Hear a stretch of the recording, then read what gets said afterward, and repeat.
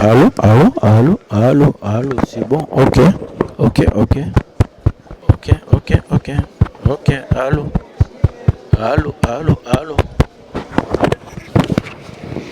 Des agences du système de Mazantini, mesdames et messieurs les directeurs centraux et cadres de l'administration publique ici présents, messieurs les directeurs du programme national dans ces cadres de l'hôtel Béatrice, à l'occasion de la 33e commémoration de la Journée mondiale des santé mentale, célébrée chaque année dans le monde entier, et pour cette année sous le thème santé mentale et soutien psychosocial, accès aux services de santé mentale en cas de situation de catastrophe et d'urgence. Et celle-ci est placée en République du Congo avec comme thème national promouvoir la santé mentale et soutien psychosocial pour la paix durable en République démocratique du Congo. Monsieur le secrétaire général, cette cérémonie que votre autorité a bien voulu présider au nom de son excellence de la santé publique, le programme national de santé mentale, qui sera suivi du monde des partenaires techniques pour son nombre de circonstances. Et après, nous avons le privilège d'inviter le secrétaire général, représentant son excellence de la santé publique, qui s'est passé ici présent dans le cadre de cette journée.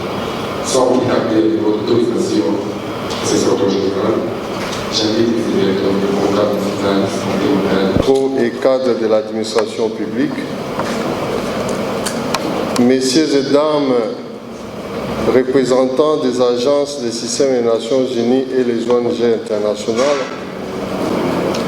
mesdames et messieurs et représentants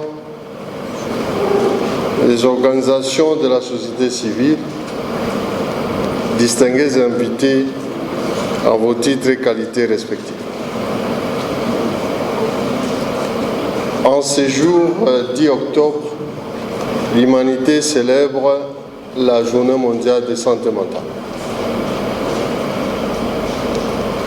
La République démocratique du Congo ne pouvait garder silence parce qu'au niveau mondial, en ce moment, il y a un grand webinaire sur la santé mentale dans les situations d'urgence organisé par le Bureau mondial de santé mentale à Genève. Au niveau aussi de la région africaine, dans une heure du temps, un webinaire régional Afrique va commencer ici à Brazzaville, au bureau de l'OMS. Nous étions conviés à y participer, mais nous avons envoyé une vidéo pour la RDC. Parce qu'en Afrique, 3 pays étaient conviés pour partager leurs expériences de l'intégration de santé mentale et soutien psychosocial dans les situations d'urgence et de catastrophe. Parmi les 3, le Nigeria, la RDC et la Côte d'Ivoire. Nous ne pouvons rester indifférents de cela. Voilà pourquoi, sous le leadership de son Excellence, Monsieur le ministre de la Santé publique, Hygiène et Prévention sociale, Dr Kamba, et sous accompagnement de Monsieur le secrétaire général ad intérim, nous avons organisé cette journée. En qualité de directeur du programme santé mentale, je ne peux que vous souhaiter la bienvenue dans ce cadre. J'ai dit et je vous remercie.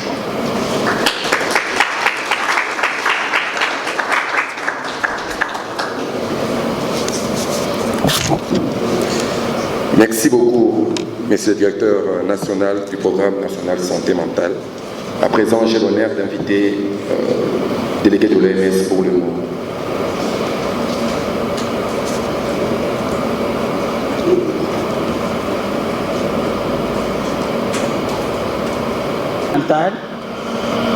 Comme la santé du cerveau de l'être humain, depuis qu'il est en train d'être formé dans le ventre de sa mère, jusqu'à 8 ans et plus tard à l'âge adulte. L'OMS, comme toutes les autres agences, ont un programme pour la lutte contre toutes les situations possibles qui peuvent enfreindre la santé mentale. Et nous remercions cette auguste assemblée pour toutes les activités qu'ils mènent dans leurs services respectifs. Selon l'OMS, la santé est un état de bien-être total, physique, mental et social, et ne consiste pas seulement en une absence de maladie ni d'infirmité. Et selon l'OMS, la santé mentale fait partie intégrante de la santé totale de l'être humain. Il n'y a pas de santé sans bonne santé mentale, sans santé du cerveau. Pour cet effet, l'OMS a rédigé un document de 500 pages pour tout ce qui concerne la santé mentale et les éléments qui peuvent enfreindre à cette santé. L'OMS reconnaît que la santé mentale est la base de la qualité de l'être humain.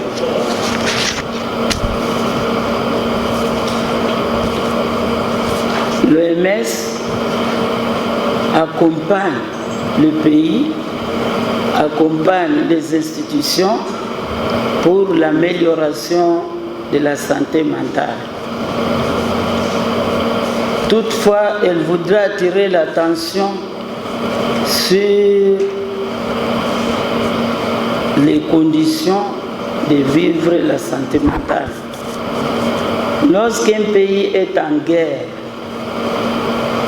la première chose qui est touchée, c'est la santé mentale. Parce que vous êtes dans votre maison à n'importe quelle heure, vous connaissez votre environnement et il y a des bruits quelconques qui arrivent. Il y a la guerre, il y a les gens qui fuient, il y a des bourdonnements qu'on ne sait pas et tout le monde est obligé soit de bien fermer sa maison, soit de fuir. Donc, la santé mentale ne peut pas être possible dans un pays où il y a la guerre. Et l'OMS encourage toutes les institutions, toute personne qui participe à ce programme de promotion de la santé mentale et de lutte contre les violences qui s'ensuivent. Nous remercions et nous encourageons toutes les organisations de santé mentale, y compris les ONG et les petits groupes dans le monde, à Kinshasa, dans tous les pays qui luttent. À présent, j'invite l'interviewiste pour le moment de circonstance. Madame la responsable de l'OMS, Mesdames et Messieurs les partenaires internationaux ici présents, Mesdames et Messieurs les invités à vos titres et rangs respectifs, tout protocole observé, je n'ai pas de discours formel. Le programme m'a demandé de partager l'expérience d'Interpeace brièvement, bien entendu, sur cette thématique de santé mentale. Je voudrais remercier le directeur du programme de nous avoir associés à cette journée, la journée mondiale de santé mentale, avec comme thème accès aux services de santé mentale en cas de catastrophe et situation d'urgence. Si nous devrions contextualiser ces thèmes, nous parlerons d'accès de services de santé mentale en cas d'urgence et d'extrême violence pour les cas d'espèces de la RDC. Mais malheureusement, ce n'est pas ce qui m'a été demandé. Ici, le travail qui m'est demandé, c'est de partager notre expérience. Alors, Interpeace, c'est une organisation internationale qui a son siège à Genève et qui travaille dans une vingtaine de pays au monde, dont 70% de ses interventions en Afrique. Nous ne sommes pas une organisation humanitaire, nous sommes une organisation de construction de la paix. Nous ne construisons pas de maisons ni de routes, nous ne distribuons pas, nous construisons des infrastructures de paix. Comment est-ce que nous le faisons? Nous le faisons au travers la recherche action participative, qui est différent de la recherche académique, pour permettre aux communautés qui vivent la violence, qui vivent des conflits eux-mêmes, de faire la recherche sur leurs propres problèmes parce qu'ils en connaissent mieux que nous-mêmes et le conduire à trouver des solutions. Cela nous conduit à la deuxième composante de notre travail, le dialogue et la médiation, qui est un instrument que nous utilisons pour y parvenir. Et la troisième composante de notre travail, c'est un travail de plaidoyer, d'engagement politique et de diplomatie internationale pour la paix. Alors, nous avons des programmes dans presque tout le pays de la région ici, en RDC, au Burundi, au Rwanda, au Kenya, en Somalie où nous avions le plus ancien programme, en Éthiopie tout récemment aussi. En RDC, nous avons des programmes au Kivu, en Ituri, au Kasaï central également, et nous venons de commencer un programme dans le Mai-Ndombe sur la crise de Mai-Ndombe. Un projet de médiation. Nous avons un projet de médiation à l'Ituri, d'accompagnement de la commission provinciale de médiation à Ituri. Pour les cas de la thématique de la santé mentale, nous sommes présents avec des interventions dans presque 6 pays et nous soutenons de partenaires et de bailleurs dans la définition de leur stratégie. Nous avons collaboré avec l'Union européenne pour définir sa stratégie de santé mentale et partager nos expériences et nos leçons apprises. Je vais partir des cas concrets pour être bien compris. Il y a 4 ans, nous avons développé un projet pilote dans la plaine de la Ruzizi pour permettre au programme PDDRCS, le programme de démobilisation, désarmement, de mobilisation, réintégration communautaire et stabilisation, de tester son approche de réintégration communautaire dans la plaine de la Ruzizi avec une intégration de la composante santé mentale. Le PDDRCS, quand il vous parlera, vous montrera que dans sa stratégie nationale, il y a une composante aussi de santé mentale. Qu'est-ce que nous avons fait concrètement? Nous avons testé notre approche de sociothérapie, la sociothérapie des groupes, dans la réintégration des combattants dans leur communauté. Et nous nous sommes rendus compte effectivement que 3 mois après, certains individus qui avaient des comportements extrêmement difficiles, de fortes difficultés à s'intégrer dans le groupe, on a observé des changements, des stabilités dans leur comportement.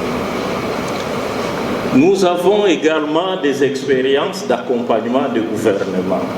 Nous avons accompagné quelques gouvernements à définir leur politique nationale de santé mentale, comme au Burundi, comme au Rwanda, et développer des curriculums qui sont de paquets minimum d'activités, de paquets essentiels qu'il faut appliquer pour pouvoir conduire un programme de santé mentale à des niveaux avec une approche communautaire, une réhabilitation à base communautaire, mais aussi avec une approche clinique avec leur structure de santé mentale.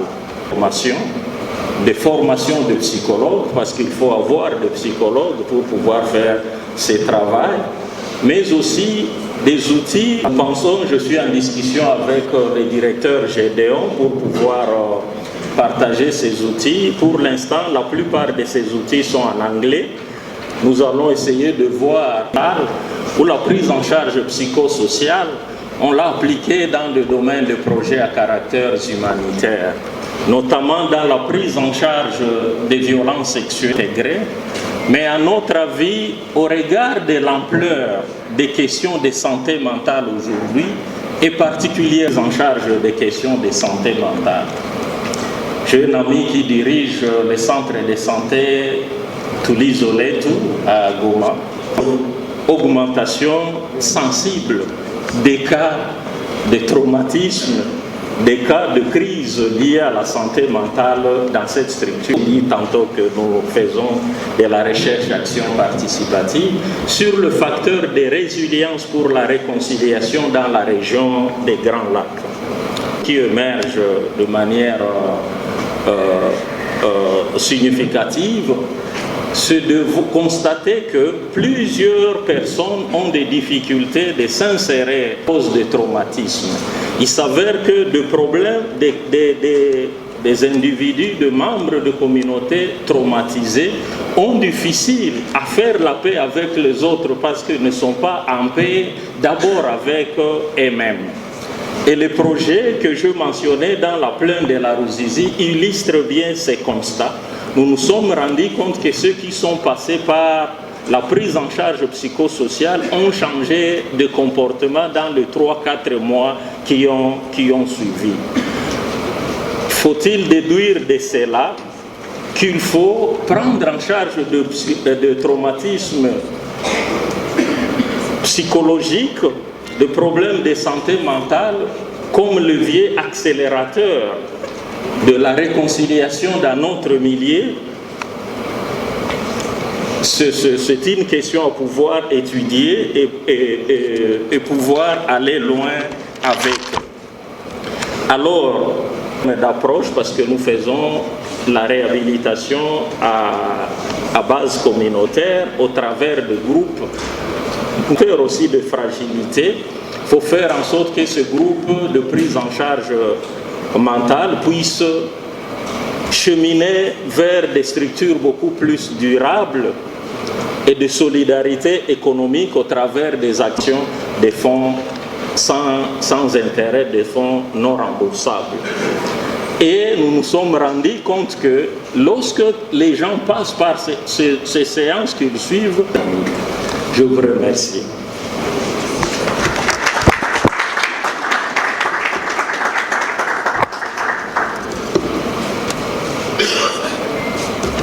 Nous avons l'honneur de m'inviter ici sur ces lieux de travail.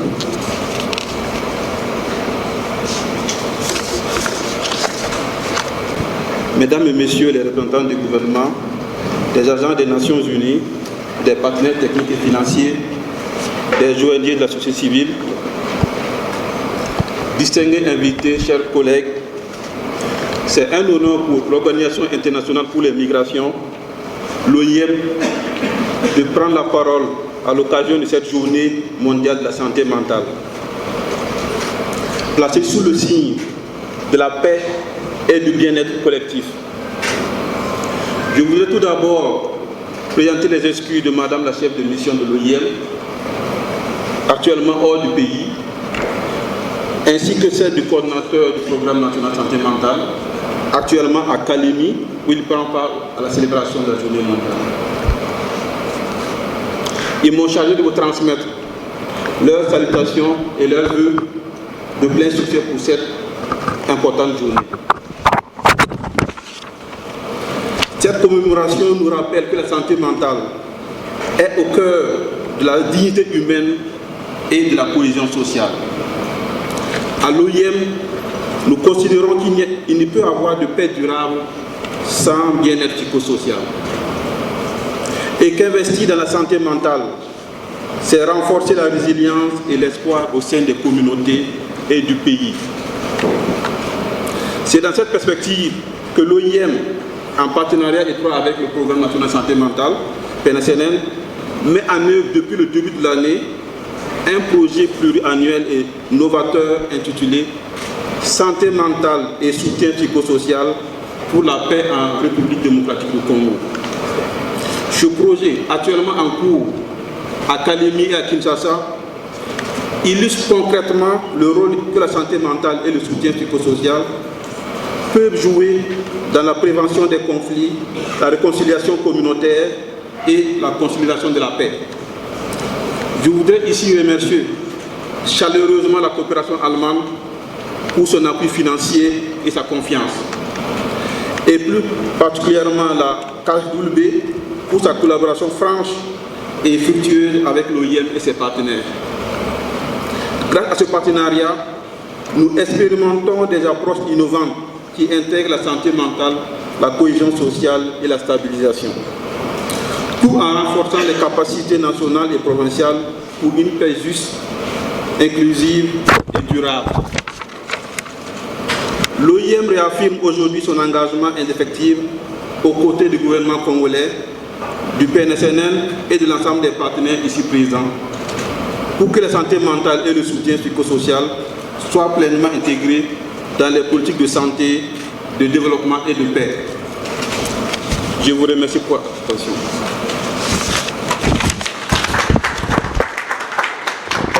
On m'avait très respectueusement invité M. le secrétaire général, représentant son Excellence le ministre de la Santé publique, Hygiène et Prévention sociale. Directeur du Programme national de santé mentale,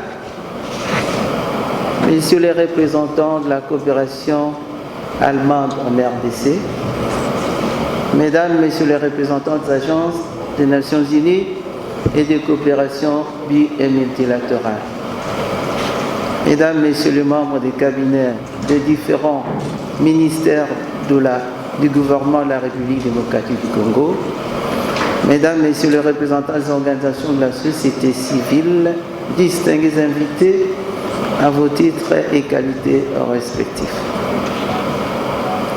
Le monde entier célèbre aujourd'hui la 33e journée mondiale de la santé mentale sous le thème santé mentale et soutien psychosocial, accès aux services de santé mentale en cas de situation de catastrophe et d'urgence. Mais sur le plan national, notre sous-thème ou notre thème, c'est promouvoir la santé mentale et le soutien psychosocial pour une paix durable en République démocratique du Congo. Comme vous savez, la santé mentale, c'est une composante fondamentale pour le bien-être individuel et collectif, qui ne traduit pas forcément l'absence de troubles, mais constitue plutôt un état d'équilibre où chaque personne peut réaliser son potentiel, faire face aux défis quotidiens et contribuer activement au développement de sa communauté. Ce principe est reconnu tant sur le plan mondial que national, souligne le fait que la santé mentale demeure un levier majeur pour la stabilité, la paix et le développement durable. Nous savons bien que notre pays fait face à des défis énormes qui fragilisent la santé mentale de nos populations. Il s'agit bien des catastrophes, des crises sanitaires et humanitaires de tout genre, et les conflits, surtout dans la partie est de notre pays. Tout cela, comme vous le savez, provoque des déplacements massifs et exacerbe le besoin de nos populations en tout ce qu'il faut pour maintenir leur santé mentale et pour leur apporter un soutien psychosocial. Et à tous ces conflits, à toutes ces crises, s'ajoute également, comme vous le savez, les épidémies récurrentes dans notre pays, notamment les monkeypox, l'Ebola et puis le choléra. Mais nous vous rassurons que les efforts sont en train d'être faits pour que nous puissions juguler toutes ces épidémies. Mais dans tous les cas, ces épidémies accroissent la pression sur notre système de santé et affectent dangereusement le bien-être psychosocial des individus et de nos communautés. Et vous voyez, avec ça, nous devons sûrement nous rassurer que la prévalence des problèmes de santé mentale est en train de croître. La prévalence, par exemple, de la dépression, anxiété, le stress est en train d'augmenter. Et il y a aussi les violences sexuelles qui connaissent également une ampleur de plus en plus importante. Face à ces réalités, la couverture de notre pays en termes de services de soins pour la santé mentale, c'est autour de 5%. Ce qui fait que nous devons multiplier des efforts énormes pour améliorer suffisamment la couverture sanitaire de notre pays en service pour la santé mentale. Mesdames, Messieurs, la santé mentale exige plus que jamais une attention, mais également une action renforcée. C'est ainsi que, à travers les programmes nationaux de santé mentale, les ministères de la Santé publique, Hygiène et Prévention sociale s'engagent résolument à sensibiliser, mobiliser et coordonner tous les acteurs qui sont concernés par cette question de façon à répondre très efficacement aux souffrances psychosociales générées par ces crises. Nous insistons sur l'intégration pleine et entière de la promotion de la santé mentale et du soutien psychosocial dans nos politiques, notamment les stratégies et les stratégies de gestion des catastrophes, urgences sanitaires et humanitaires, mais également l'intégration du volet santé mentale dans nos programmes de développement. Voilà donc, de cette manière-là, nous allons sûrement évoluer favorablement vers l'atteinte.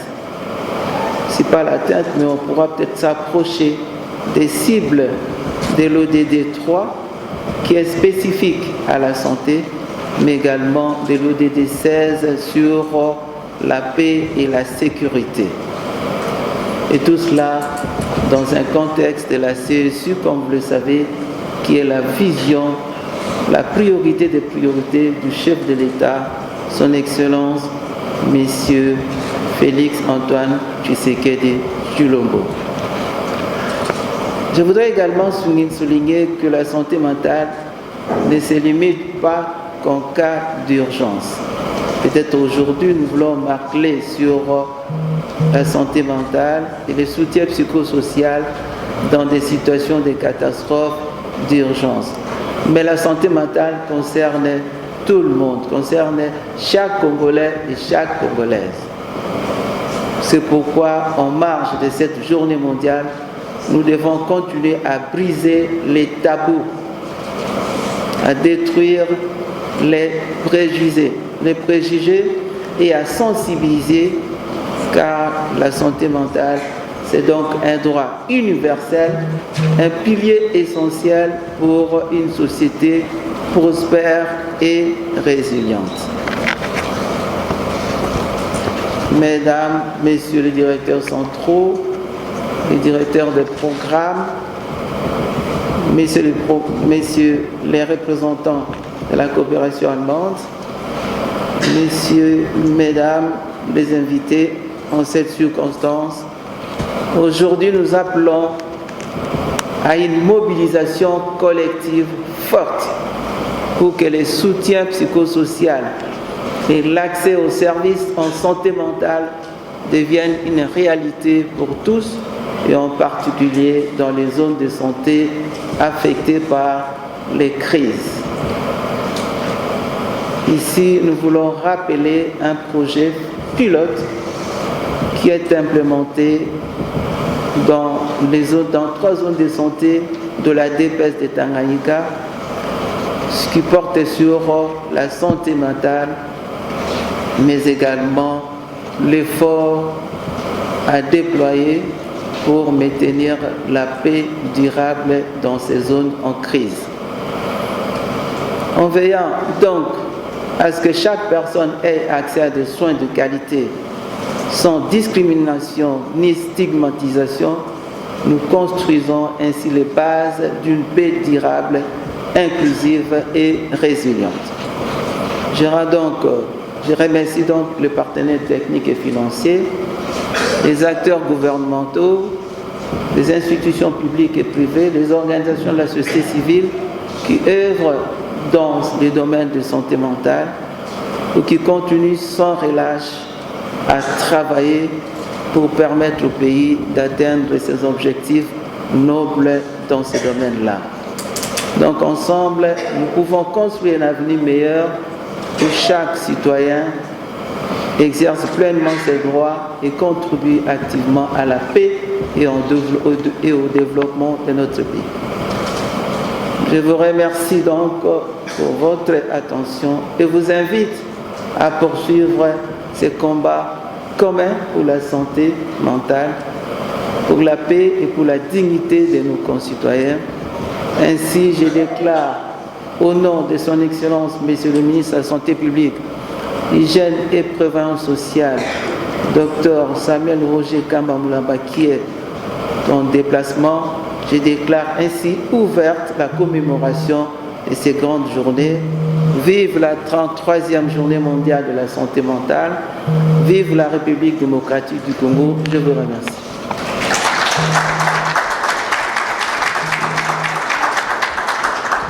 Le représentant de Madame la déléguée représentant de l'OMS à la fin de cette cérémonie d'ouverture de cette journée. Il nous reste une photo des parties de développement et différentes représentations dans le cadre de cette journée. Merci beaucoup pour votre attention.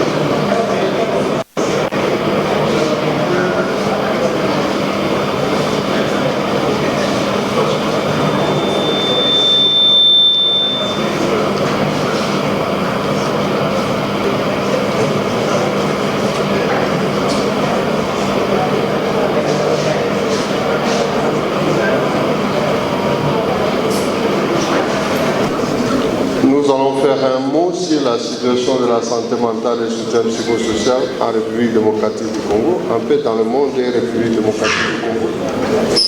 Et après aborder ces questions, on peut évoluer pour être en lien avec nos différents thèmes.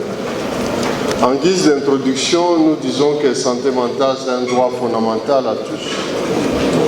C'est une composante importante de la santé selon l'OMS et des développements harmonieux entre l'individu, la communauté et la société. La bonne santé mentale fait partie des cibles et des objectifs de développement durable à atteindre d'ici 2030. À la veille de 2030, chaque pays sera évalué quel progrès accompli dans la promotion de la santé mentale.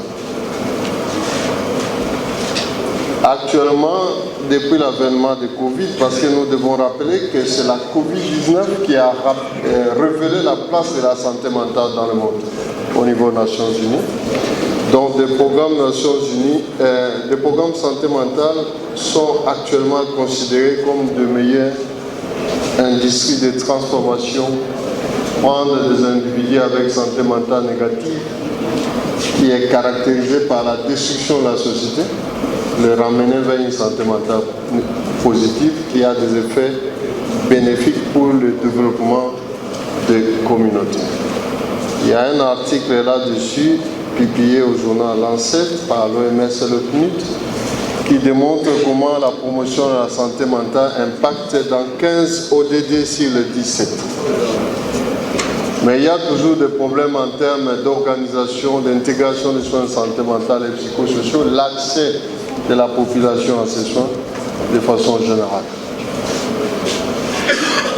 Voilà la définition de la santé mentale selon l'OMS.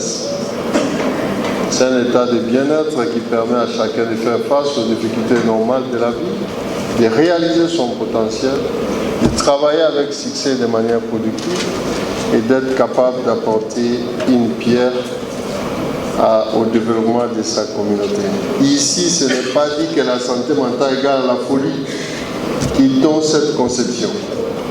Ce que nous croyons, ce n'est qu'un aspect.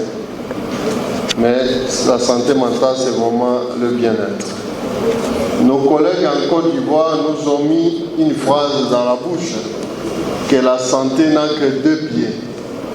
Parce que l'OMS parle de santé physique, mentale et sociale.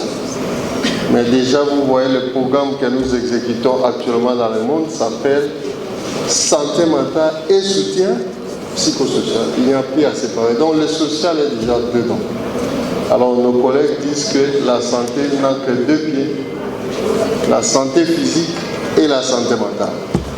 Tout système de santé qui va plus développer la santé physique, négliger la santé mentale, c'est un système de santé handicapé ou boiteux. Il faut développer les 2 composantes. On évolue. Je crois que c'est vite passé, il faut revenir.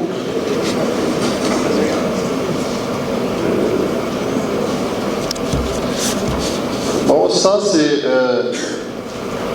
l'historique de l'évolution au niveau comité permanent interagence.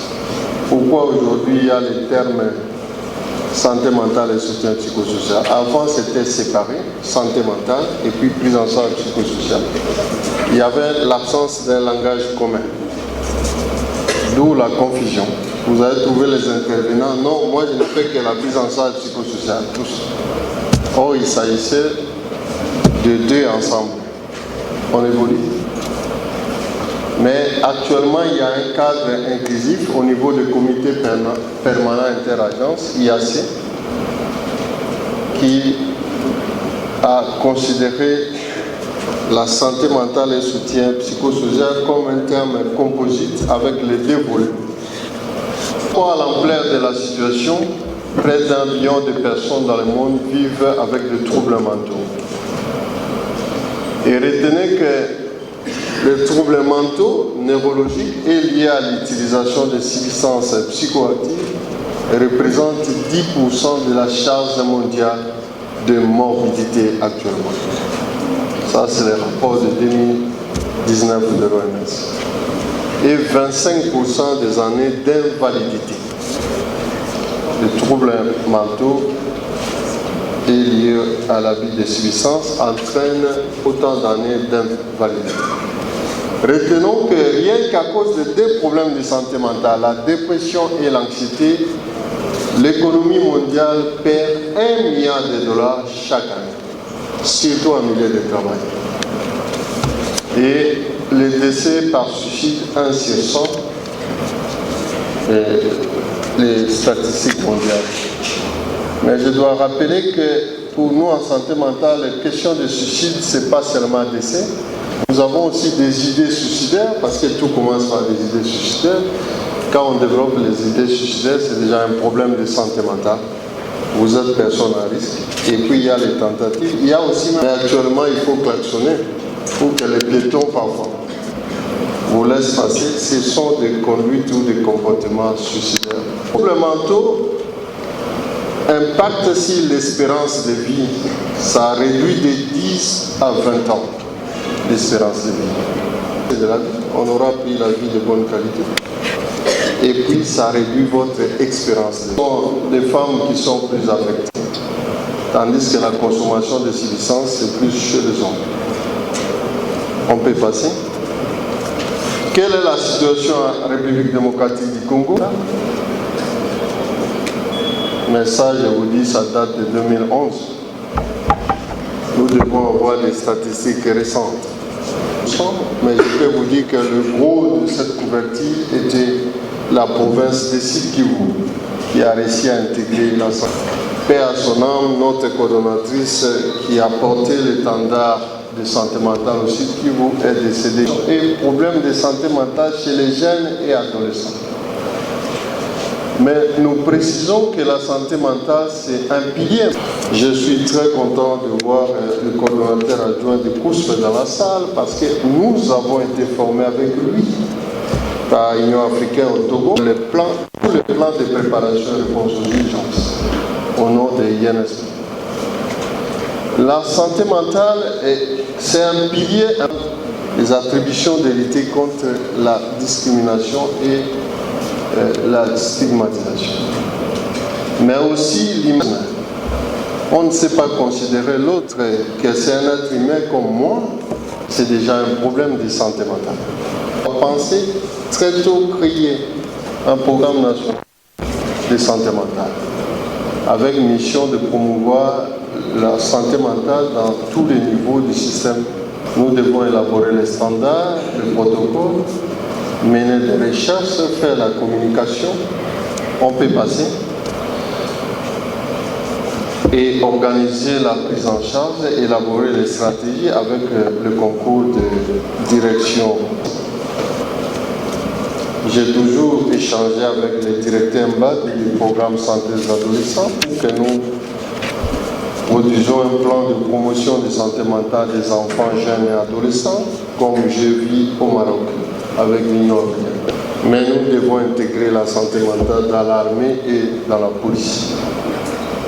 Les performances de l'armée et de la police, il faudra qu'on en tienne compte. Nous savons parfois des choses que nous nous plaignons auprès des forces de sécurité. Le déplacement, le réfugié, le malnutri. Nous venons d'intégrer la santé mentale dans le temps. On peut construire des tentes, mais l'une des meilleures réparations reste mentale et psychologique. Il y a aussi les démobilisés. Auprès des groupes armés, les démobiliser pour les réinsérer dans la société. Il faudra la santé mentale. Certaines études, le président des psychologues cliniciens dans la salle, on discutait avec lui. Certaines études disent que les DDR passés n'ont pas tenu compte des volets santé mentale et soutien psychosocial. Ça aurait produit beaucoup de cas de Kuluna et de banditisme urbain. Voilà pourquoi dans les PDDR actuels, dans les activités sportives, la santé mentale est utile. Je crois que les médecins directeurs du CNPP dans la salle, il va revenir. Vous avez suivi dans les médias comment il a déploré. Lors du match, nous leur infligeons une peine psychologique. Les maladies chroniques, c'est décrit que les malades chroniques sont précipités avant l'âge à mort à cause de problèmes de santé mentale. On doit former les médecins, les infirmiers, les autres prestataires à être ici. L'annonce d'un diagnostic sérieux, le counseling, c'est déjà un élément de santé mentale. Si vous annoncez mal le diagnostic, vous créez à ces malades un problème. Voilà une analyse sommaire. Nous sommes arrivés à la tête du programme depuis septembre 2022. Nous avons fait cette analyse. L'existence du programme à RDC, c'est déjà une force. L'engagement actuel du ministère de la Santé est de groupe spécifique. Il existe quand même des structures sanitaires au pays. Suivant. Il y a beaucoup de faiblesses enregistrées. L'incoordination. Chaque intervenant, surtout à l'est des pays, il fait ce qu'il veut. Il y a beaucoup d'intervenants là-bas, mais ils ne collaborent pas avec le système de santé. On forme actuellement, on a des filières santé mentale dans les items et dans les systèmes. C'est pour former les techniciens. Mais notre problème, c'est dans la qualité. Il faut suivre les modules mis en place par OMS et le comité permanent interagence. Voilà les faiblesses enregistrées. Il y avait absence d'un plan stratégique national de santé mentale pendant 20 ans. Le dernier plan stratégique laissé par le professeur Mampouza et le ministre Machako, daté a expiré en 2005. Suivant. Et puis il y a faible couverture des soins de santé mentale au pays. Monsieur le secrétaire général, nous, ministère de la Santé, nous devons nous battre à améliorer l'offre de soins de santé mentale et psychosociaux parce que l'offre est faible autour de 3% pendant que le besoin est non. Nous avons abandonné ce travail auprès des pasteurs et des praticiens qui le font à notre place. Mais est-ce qu'ils le font bien? Voilà pourquoi dans le cadre de santé mentale communautaire, nous allons collaborer avec eux, mais les former comme d'autres pays ont fait. En Côte d'Ivoire, on les appelle professionnels de santé mentale non conventionnels. Ils sont cartographiés, formés et ils collaborent bien pour le niveau communautaire. Il y a absence de documents normatifs, obsolescence, ainsi de suite. Et puis il y a une faible multisectorialité, multidisciplinarité de santé mentale. On peut passer. Le problème des données se pose et nous menons des efforts. On a beaucoup d'opportunités, la couverture sanitaire universelle. Nous nous sommes bâtis pour que les nouveaux PNDES prennent en compte la santé mentale. Le plan national de développement sanitaire qui vient de passer ne prenait même pas en compte la santé mentale comme priorité au pays. Pour maximiser en termes de ressources humaines, nous l'avons fait avec la direction de l'enseignement. Merci. On peut vous lire. Beaucoup de menaces, la guerre, l'insécurité, le non-alignement de certains partenaires techniques et financiers, la faible connaissance des problèmes de santé mentale à tous les niveaux, auprès des décideurs, auprès des partenaires. Santé mentale est résumée à la folie. C'est ça la compréhension, nous devons changer. La pauvreté, la malnutrition, le chômage créent des problèmes de santé mentale. Voilà, pour intégrer au niveau système de santé, nous travaillons sur différents piliers présentés là, dans chaque suivant. Nous entrons dans le vif du sujet, santé mentale en situation d'urgence. Nous, quand on parle de situation d'urgence, même dans les documents mondiaux, il s'agit des urgences sécuritaires, sanitaires et humanitaires. La guerre est prise comme une urgence sécuritaire. Selon les publications de l'OMS, en situation d'urgence, 22%, c'est une prévalence moyenne, des populations connaîtront au moins un trouble mental. Mais les troubles modérés ou sévères, c'est 9%. Ça, c'est une prévalence mondiale moyenne. Mais il y a des extrêmes dans d'autres pays, dans d'autres circonstances. On évolue. Je l'ai dit ici, les personnes atteintes de troubles mentaux sont déjà vulnérables pendant la réponse aux situations d'urgence. Il faut penser à eux.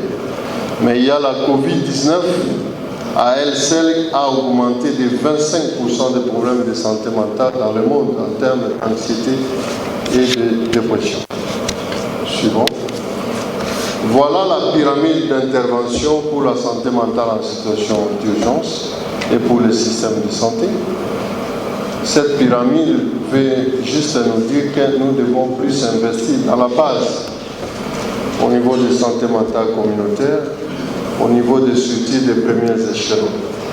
Parce Parce que l'OMS dit que lorsqu'on intègre la santé mentale dans le soin de santé primaire, nous allons résoudre 70% des cas de problèmes de santé mentale déjà. Et il n'y a que 30% des cas qui peuvent remonter au niveau spécialisé. Parce qu'on n'a même pas beaucoup d'hôpitaux psychiatriques efficients. Il faut inverser les tendances. Suivant. Voilà les 3 recommandations à tous les clusters pour les situations d'urgence. Actuellement, depuis 2019, le comité permanent interagence demande de traiter la question de santé mentale et soutien psychosocial comme une question transversale. Donc, dans la protection, dans la santé, ne soyez pas étonnés que le groupe technique de travail santé mentale et soutien psychosocial va quitter plus tard les clusters santé pour être transversal à tous les clusters. On nous demande de refléter les indicateurs de santé mentale dans tous les documents de planification pertinents et y dédier des lignes budgétaires. On nous demande de soutenir la création ou le travail des groupes techniques de travail santé mentale. C'est pour cela, pour la première fois en RDC, nous venons de recevoir un expert international qui est venu soutenir et mieux organiser, nous aider à organiser le travail des groupes techniques santé mentale de la RDC, à la personne du docteur Ouedraogo, qui a prononcé ici le mot de Oya. Suivant. Voilà tous ces inscrits au niveau international qui sont les sous-bassements de la promotion de l'intégration de santé mentale dans les urgences. C'est devenu priorité de priorité. Suivant. L'année passée, à l'Assemblée mondiale de l'OMS, ces pays que vous voyez mentionnés ont apporté un projet de résolution qui a été voté, qui était en contact avec nous.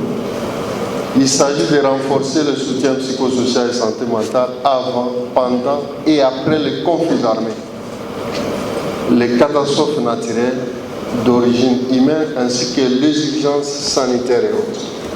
Ça, c'est une résolution votée par tous les pays qui doivent être d'application.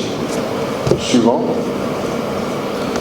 Voilà, selon les dernières publications de l'Atlas de santé mentale 2024 de l'OMS, il n'y a que 65% des pays qui ont désormais inclus la santé mentale et le soutien psychosocial dans leur système de préparation aux urgences avec des ressources et des plans opérationnels.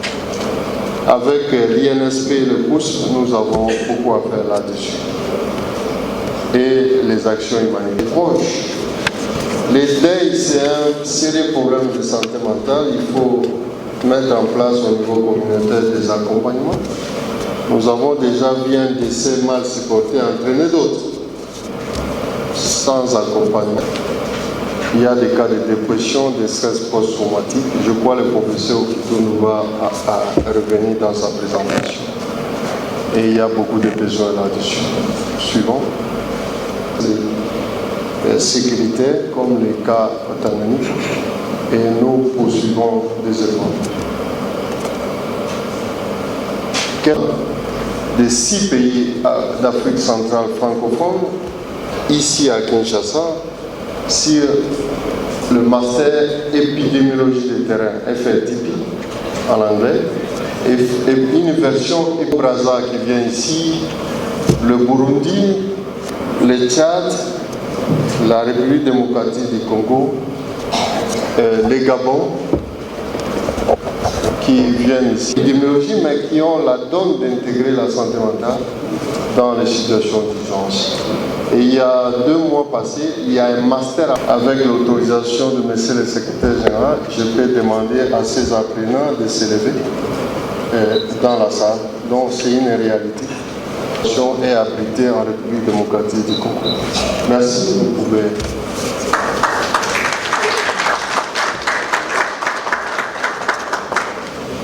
Il y a redynamisation des GTT et puis le pays vient d'élaborer un plan stratégique multisectoriel de santé mentale et soutien psychosocial des administratifs dans le système de santé mais nous venons de proposer avec le concours de direction de ressources humaines en santé et l'Union nationale des psychologues cliniciens, il existe actuellement un projet d'arrêté de reconnaissance ou de catégorisation des psychologues cliniciens comme prestataires de soins. Au même rang que l'infirmier, les médecins, ils seront affectés dans les hôpitaux généraux de référence. Et nous allons commencer l'expérience pilote au Tanganyika à travers le projet avec KFW. En ce que je sache, ce projet d'arrêté est maintenant à la commission gouvernance pour la validation et faire remonter auprès de monsieur le secrétaire général au niveau CC. Suivant. Il faudra que nous élaborons une feuille de route sur l'intégration de santé mentale dans les questions de paix, y compris dans les DDRCS, désarmement et démobilisation, réinsertion, relèvement communautaire et stabilisation. Nous continuons le plaidoyer pour positionner la santé mentale et le soutien psychosocial au pays, y compris dans les cycles humanitaires. Et puis élaborer un plan de communication pour la promotion de la santé mentale. Ça aiderait à changer les perceptions, les mauvaises perceptions que nous avons autour de la santé mentale. Pour conclure, nous disons que les facteurs individuels, familiaux et sociétaux structurels peuvent se combiner, soit pour préserver notre santé mentale, soit pour l'ébranler. Retenons que les déterminants de la santé mentale sont multisectoriels, d'où l'exigence des interventions globales. Les situations d'urgence, malgré leur nature tragique et leurs effets néfastes sur la santé mentale, se sont révélées d'être les meilleures opportunités pour construire des systèmes de santé mentale durables pour les personnes à besoin, tandis que la prévention et la promotion en santé mentale peuvent se révéler plus rentables pour réduire les risques, accroître la résilience et créer des environnements favorables au bien-être de tous. Voilà, nous disons la santé mentale et le soutien psychosocial pour la paix en RDC. Dans d'autres termes faciles, il s'agit juste de soigner les esprits pour faire cultiver la paix. J'ai dit et je vous remercie.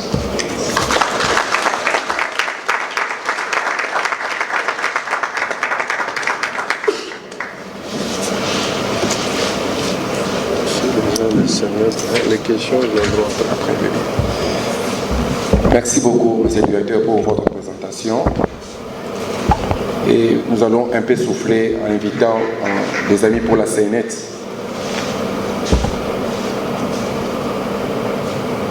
Quel élément essentiel doit être retenu dans cette célébration?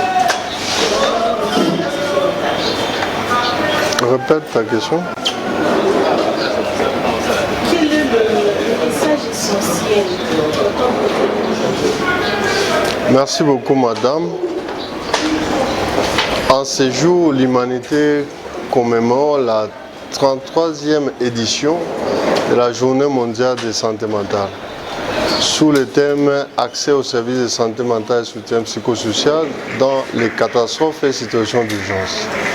Et nous, le pays, par rapport à la crise sécuritaire que nous traversons, nous l'avons intitulé « Santé mentale et soutien psychosocial pour la paix ».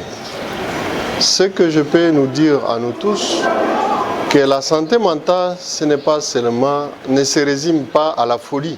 Ça, c'est une ancienne conception qu'il faut bannir. La santé mentale est le véritable bien-être psychologique, bien-être psychosocial. C'est un état de bien-être. Nous en avons besoin tous. Et les problèmes de santé mentale nous concernent tous, mais à des degrés différents. En République démocratique du Congo, nous devons faire un effort de changer de perception et de bien positionner encore la santé mentale au cœur du développement et de la résolution des conflits dans ces pays. Quand nous disons santé mentale et soutien psychosocial pour la paix, en termes faciles, il s'agit de soigner les esprits pour faire cultiver la paix. On ne peut pas imposer une quitte de la paix si au préalable, on ne s'est pas attelé à améliorer la santé mentale des individus et des communautés.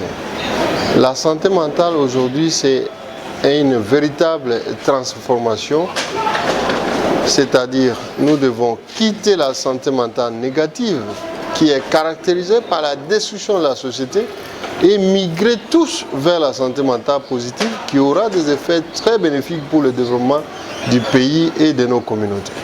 Voilà pourquoi nous demandons à nous tous, y compris au gouvernement, à nous tous des institutions étatiques, à nos partenaires de développement, à nos partenaires des urgences, à la société civile et à notre population de prioriser la santé mentale, de l'intégrer en toute multisectorialité dans la plupart de nos politiques et de nos interventions pour faire développer ces pays.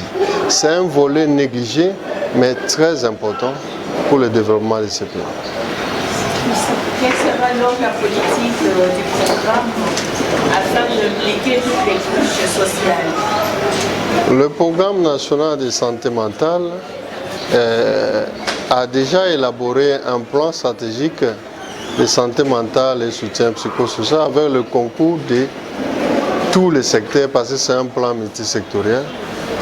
D'ici la fin du mois, nous allons le présenter aux autorités hiérarchiques pour commencer le processus de sa validation dans le secteur de la santé et dans d'autres secteurs.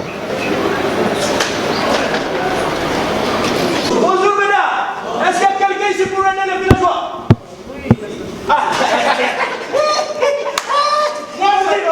Vas-y. Mais oui, me fait plaisir. Pas seulement, on va donner.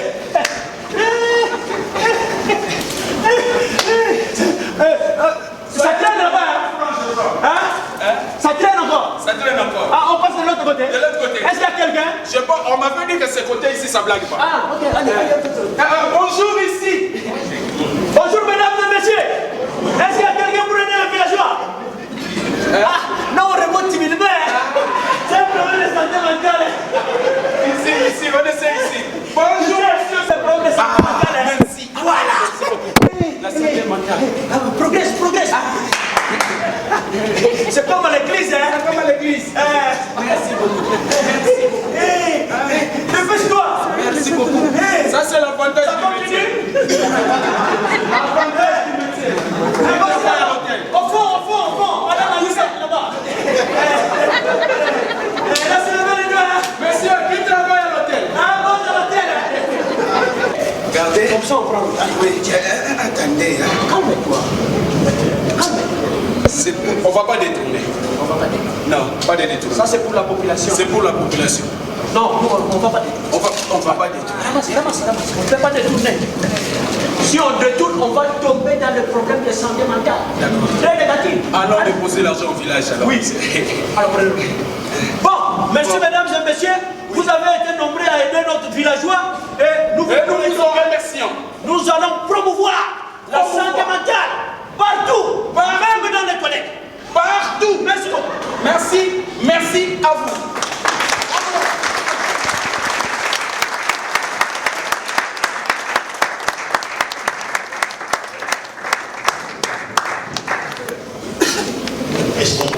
Qui a la charge de la préparation et de la réponse aux urgences de santé publique. Et lors des préparations, nous devons, il est dit dans le CONOPS, donc le concept des opérations du centre des opérations d'urgence santé publique, d'intégrer la santé mentale dans tout le processus de la réponse, en commençant par la préparation. Et pour cela,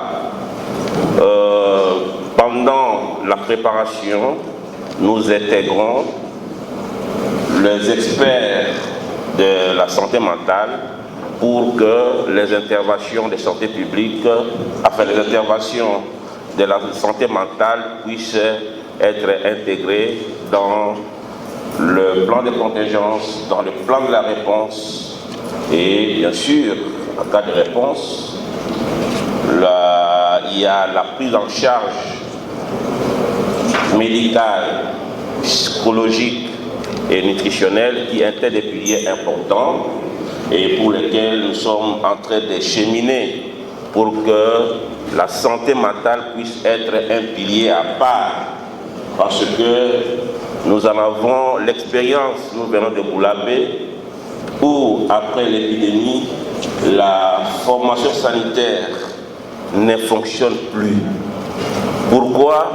Parce que tous les prestataires sont traumatisés, parce qu'ils avaient perdu la plupart de leurs membres. Et même au niveau des établissements de soins, dans les centres de santé, les prestataires ont peur de consulter. Et pour cela, nous avons demandé au directeur du programme de renforcer l'équipe des psychocliniciens pour qu'on puisse les déstresser, les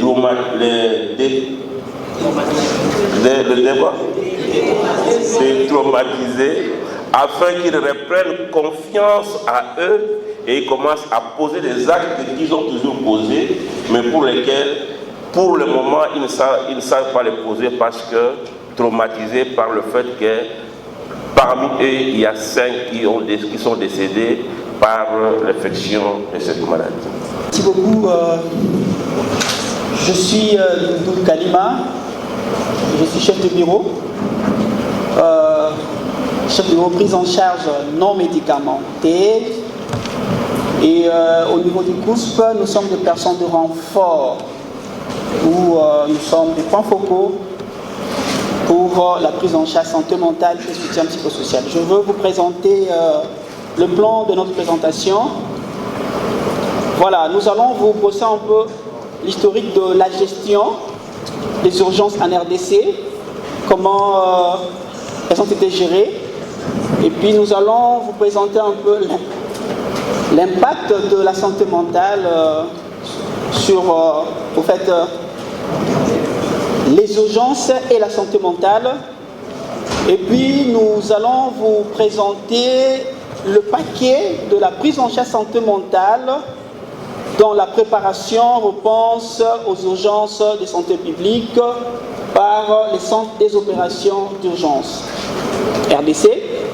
Et puis comment cette prise en charge est organisée par les COUSP, et puis on va un peu parler de plaidoyer et de perspectives pour l'avenir. Voilà, la gestion par rapport aux urgences en RDC depuis l'indépendance, en 1977, c'était la Croix-Rouge qui avait la charge.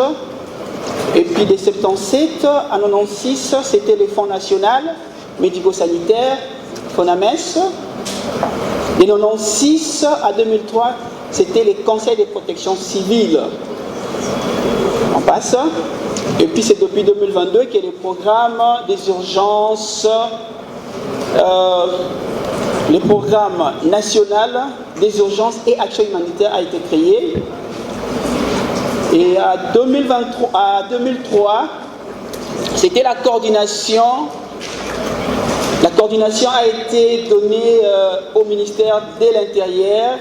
Le ministère de la Santé s'occupait de questions médicaux et aussi les urgences humanitaires. Tandis que le ministère de la Solidarité et Action humanitaire s'occupait des programmes humanitaires. Alors, depuis 2003, il y a eu vraiment des progrès en termes de gestion des urgences en RDC, avec, et voilà, en 2018 jusqu'à 2022, et puis avec l'épidémie d'Ebola, Nord Kivu et Ituri, et puis l'avènement des Covid où le secrétariat technique qui était attaché à la présidente a vu être confié la gestion, et avec beaucoup de succès. Et c'est en 2022 que l'INSP, à travers la direction qu'on appelle COUSP, qui est le centre des opérations d'urgence, a pris la commande pour la gestion des urgences en RDC et qui fonctionne en mode veille, en mode alerte et puis en mode réponse selon les concepts des opérations dans les CONOPS. National de santé mentale qui a tenu à ce que je sois là parce que je devais être au CNTP. Nous célébrons la journée mondiale de la santé mentale au CNTP en accueillant les gens gratuitement, on les forme, on sensibilise et on fait des consultations gratuites. Hier déjà on avait enregistré 350 personnes, je ne sais pas aujourd'hui, je pense qu'il y en aura encore beaucoup. C'est une bonne chose que je sois là. J'ai apprécié les exposés que je viens de suivre. Beaucoup de personnes sont sur le terrain de la santé mentale. Et à partir de ce que j'ai écouté, je voudrais un peu changer ma communication dans l'introduction. Vous pouvez passer dia suivante. La santé fait référence, vous avez la médecine. En médecine, on s'occupe des organes. Les internistes s'occupent des organes internes, les gynéco-obstétriciens s'occupent de ce que vous connaissez, le pédiatre s'occupe de tous les organes qui sont petits, n'est-ce pas? Et les chirurgiens, voilà, ils coupent les organes, ils réparent les organes. Mais quand on parle de santé mentale ici, il y a un organe qu'on ne cite pas. Et je voudrais que cet organe soit cité, le cerveau. Le cerveau. Et désormais, il est intéressant de parler de la santé du cerveau et santé mentale. C'est l'organe qui fait l'affaire. C'est lui qui reçoit tous les problèmes. Et c'est lui qui doit régler le problème. Et aujourd'hui, il se pose à nous une question fondamentale. Quel est notre niveau de résilience? Quel problème de santé mentale avons-nous? Et d'où viennent ces problèmes de santé mentale? Et comment ce problème de santé mentale s'articule avec la résilience? J'ai entendu parler de la résilience. Mais est-ce que nous sommes résilients? J'étais enseignant à l'année scolaire 78-79. Pendant 20 ans, plus 25 ans aujourd'hui, ça fait 45 ans. Je regarde l'enseignant d'aujourd'hui, il n'est plus l'enseignant que j'ai été il y a 45 ans. Il n'y a pas de résilience. Alors, nous sommes un pays avec une histoire traumatique à répétition. Nous passons des père-conflit, post-conflit, père-conflit, post-conflit. Et si vous faites une étude méticuleuse de l'histoire de ce pays, vous allez vous rendre compte que nous sommes dans un engrenage où en fait la résilience ne se développe pas. Nous régressons. Et là, je me souviens de ce que Piaget, les psychologues, les connaissent bien. Il y a eu un congrès aux années 60 sur l'adaptation. Mais il y a l'adaptation avec perte et l'adaptation avec gain. C'est-à-dire que c'est développé dans des circonstances défavorables. Il ne faut pas attendre la fin de la guerre pour se développer. Mais nous, ce qui se passe dans notre pays, si vous la regardez du point de vue du cerveau et la résilience, elle vient du cerveau. Parce que le cerveau est l'organe le plus ouvert au dialogue. Il change, il nous permet d'apprendre et de continuer à apprendre. Donc la résilience repose sur le cerveau. Hyper-conflit, post-conflit, mais qu'est-ce qui se passe? Voilà la question à laquelle nous étions confrontés. Et nous nous sommes dit, on regarde un peu à l'est de la République démocratique du Congo.